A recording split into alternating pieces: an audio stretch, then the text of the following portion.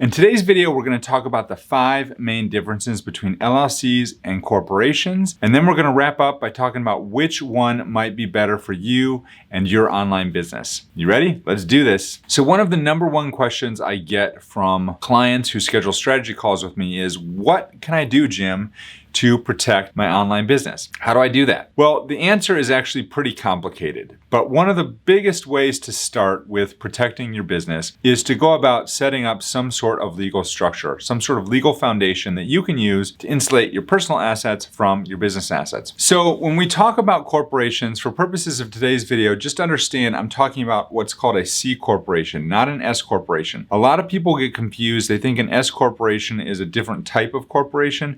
It is actually not. It is actually a tax election that people can make, whether they're a C corporation or an LLC or a partnership or whatever you might be. You can elect to be taxed as an S corporation. It is not a separate type of corporation.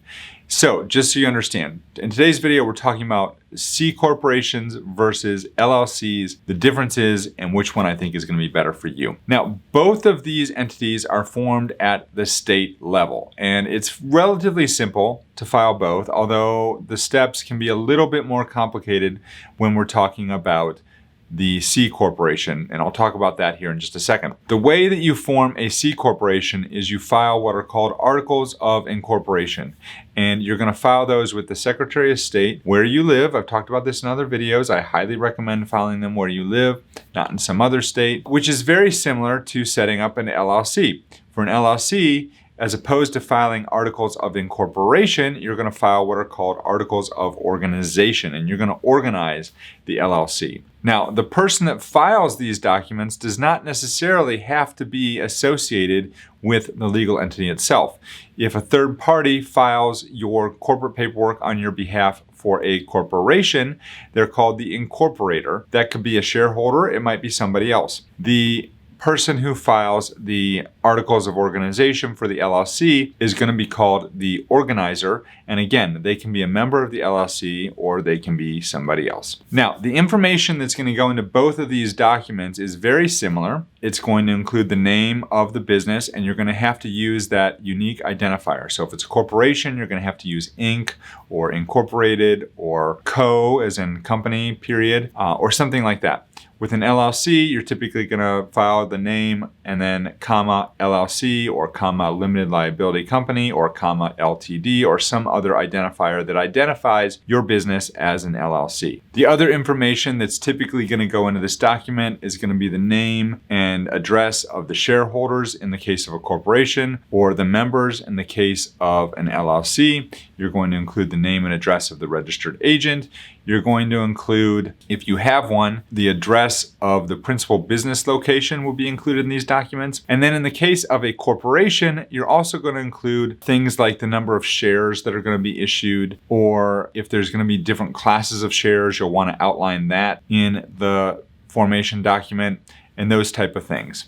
So it does get a little bit more complicated right off the bat when you're dealing with a C corporation than with an LLC, but the processes are basically very similar. You're going to file some documentation with your state, and they're gonna file that, and they're gonna let you know that your corporate paperwork has been accepted or your LLC paperwork has been accepted and that your business has been formed. Now, the second major difference that we're going to talk about with regards to corporations versus LLCs are the corporate formalities. I've talked about this in other videos, and basically the corporate formalities are going to be much more complicated and much more stringent when you're dealing with a C corporation than when you're dealing with a limited liability company. And this is one of the main reasons why people are more prone to file limited liability companies than C corporations, especially for small businesses. And that is because there's not as many rules and things that you have to follow in terms of an LLC versus a corporation. A corporation, the statutory language is typically going to be shall, which means you shall have to do certain things. You shall have bylaws. You shall have annual meetings. You shall have keep track of the minutes for the corporation. You shall do all these things. It's kind of like you've got like a parent looking over your shoulder. You shall do this, you shall do that, you shall do this. Versus an LLC, You know, it's like the nice grandmother, you know, hey, well, you may want to do this, you may do that, you may do this, but it's not like the parent that's going to be shall. So that's the main difference in terms of corporate formalities between the C corporation and the LLC. Now, the one caveat I will say about that is LLCs are not required to have an operating agreement. However, I strongly recommend that you put an operating agreement in place for your LLC just to make sure that you're protected in the event something goes wrong and you need that veil of protection under the corporate veil. You need that veil of protection under the corporate veil. That makes no sense at all. In case you need that corporate veil protection, you have it if you have an operating agreement. It's going to increase the likelihood that you're not going to have problems. All right, the next major difference between corporations and LLCs is going to come in the form of the ownership. And this is a biggie. In a nutshell, people that own corporations are called shareholders. People that own LLCs are called members. Shareholders own shares. Members own what are called ownership interests. So they'll have a percentage ownership interest in the LLC. You can have different classes of shareholders for a corporation. You can have different classes of membership owner interests in LLCs if you want. You have to outline all that in the operating agreement. For the corporation, different shares, as I said, can have different rights. So you might have Class A shares, Class B shares, you could have voting shares, you could have non-voting shares, you can have all these different things. There's a lot of flexibility in terms of what you can do with the shares for a corporation. And again, you can write into the operating agreement similar, what do you call it? Not different, so you can do all these same things with an operating agreement that you can do with the class of shares for a corporation. Now, in both cases, there's not going to be a limit on the number of owners for the business.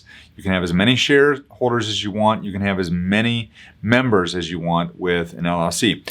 However, if you do decide that you want to elect to be taxed as an S corporation, regardless of which entity you have underlying that, there is a limit to 100 shareholders for an S corporation, and those shareholders have to be U.S.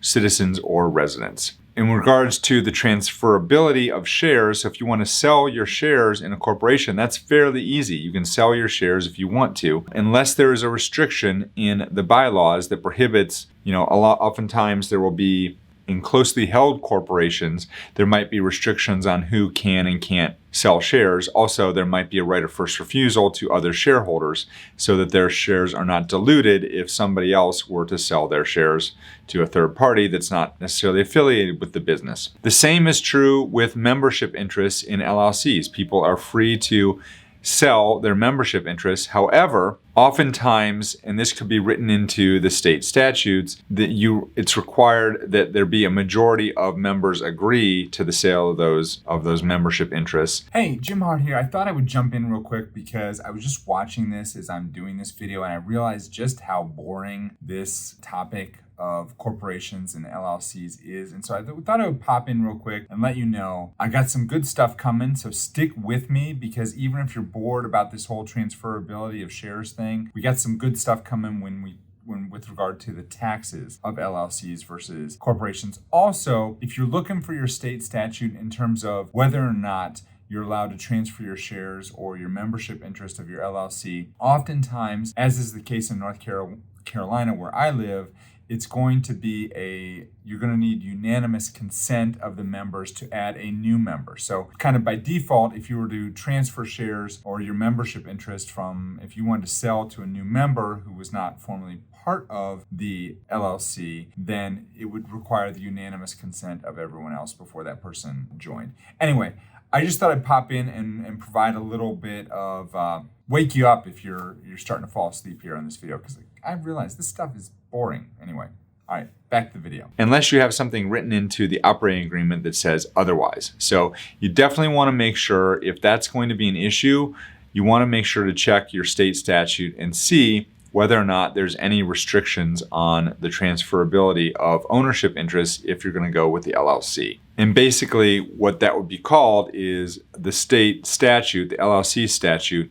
would require consent from all the other members before you can transfer your shares. Taxes are a big deal when it comes to to C corporations versus LLCs. LLCs, a huge benefit here for LLCs is LLCs can decide how they want to be taxed. LLCs can be taxed as a sole proprietorship, they can be taxed as a partnership, they can be taxed as an S corporation, or they can be taxed as the C corporation. C corporations really have one option, and that's they can be taxed as a C corporation unless they elect to be taxed as an S corporation. For the vast majority of C corporations, people that form those, they're going to be taxed as a C corporation. Because honestly, if they wanted to choose the S corporation tax status, it probably would benefit them to form an LLC to begin with. But there's reasons why people form C corporations, and there's a reason why those are around. I don't want to put a blanket statement on everyone here. So some of the benefits with regards to C corporations and how they're taxed is there's a lot more flexibility in terms of fringe benefits that can be paid to owners and employees with a C corporation. However, you have to beware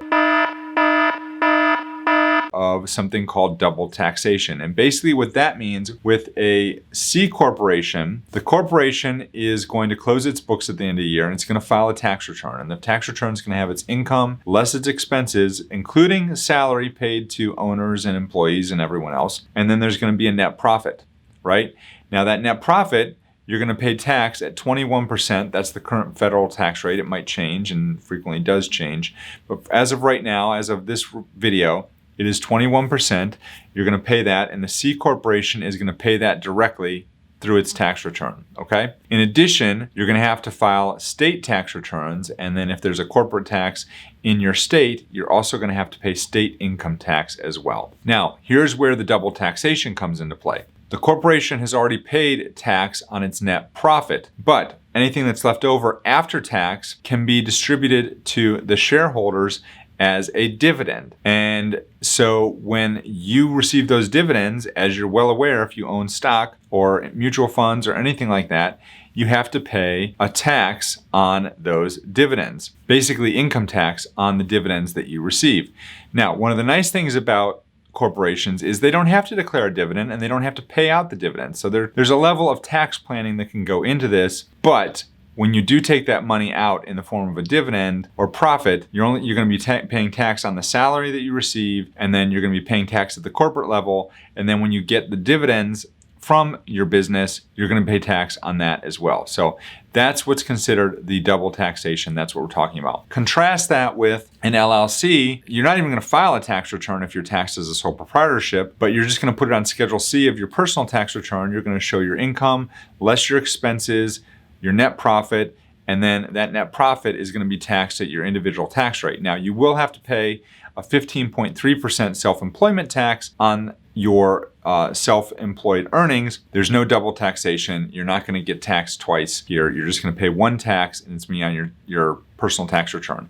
If you elect to be taxed as an S corporation, you'll pay yourself a salary, and then the profit will flow through to you tax-free. Again, no double taxation there. So that leads us to which one of these entities is going to be better for your online business. And it really comes down to what are your goals? What is it that you're trying to do with your business? Are you trying to grow a huge multinational corporation where you're going to be going public at some point and you're going to be bringing on a lot of investors and raising capital and looking for venture capital and different things like that? If you're doing all of those things, a C corporation might be the way to go because it's much easier to bring on lots of shareholders. It's easy, people understand it, and at some point you can take your entity public. And so that might be a benefit to you if you want to grow this huge corporation. That's fine. An LLC, on the other hand, is great for small businesses, particularly online businesses who are small, maybe 1 or 2 people tops, who are looking for some liability protection in their business. LLCs are easy to manage. There's lots of tax benefits to having an LLC versus a C corporation. And there's a lot of flexibility built in terms of the lack of corporate formalities. Honestly, a C corporation for most small businesses, online businesses, is going to be overkill. It's going to be more than you need. It's like trying to drive your kids to school in a rocket ship. You don't need that much firepower, okay? Is that a terrible analogy? It's like if I needed to get to Charlotte, which is about a 2-hour drive from where I live, and instead of just driving there in 2 hours, I decided to take a Concorde. It's like we're going to Ohio for a little mini vacation here in a couple weeks. It's about an 8-hour drive. Instead of driving in our car, we decided to, take a rocket ship. It's too much horsepower. It's like, I don't know, it's just a lot that you don't need with a C corporation. But your personal circumstances will vary, and, you might be in a situation where you really need that C corporation because you do plan on going public someday. Just depends. If you're interested in starting up your own LLC and you'd like to know more about how you do that, here's a video that I did right here that talks about how to set up your LLC in very short order. Thank you for watching, folks. We'll see you in the next video. Take care.